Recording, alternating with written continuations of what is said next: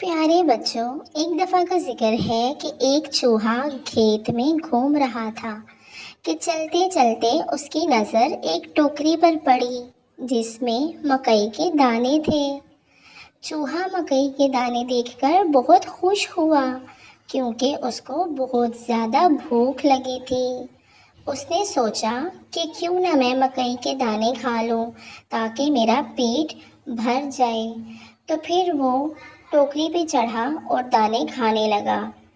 اس نے اتنے زیادہ دانے کھا لیے کہ اس کا پیٹ بھر گیا اور وہ بہت موٹا ہو گیا۔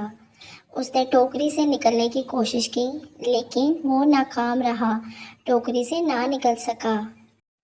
وہ ٹوکری سے نکلنے کی کوشش کر رہا تھا کہ پاس سے ایک خرگوش گزرا۔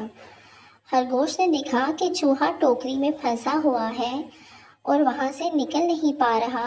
خرگوش نے کہا کہ چوہے میاں، آپ کو کیا ہوا ہے؟ چوہے نے کہا کہ میری مدد کرو، میں نے بہت زیادہ مکئی کے دانے کھا لیے ہیں اور میرا پیٹ بھر گیا ہے، میں بہت موٹا ہو گیا ہوں اور میں ٹوکری سے نہیں نکل پا رہا۔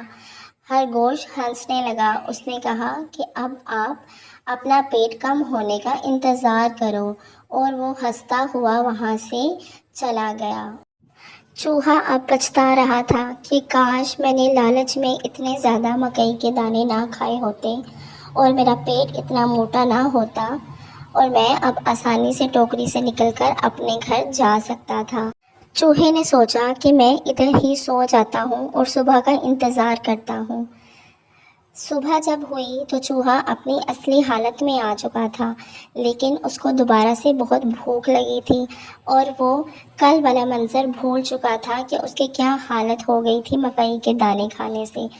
اس نے دوبارہ سے مکئی کے دانے کھا لیے اور پھر سے موٹا ہو گیا۔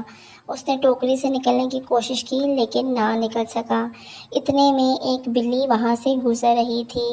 بلی نے دیکھا کہ وہاں ایک چوہا ہے اور وہ چوہے کے پاس پہنچ گئی۔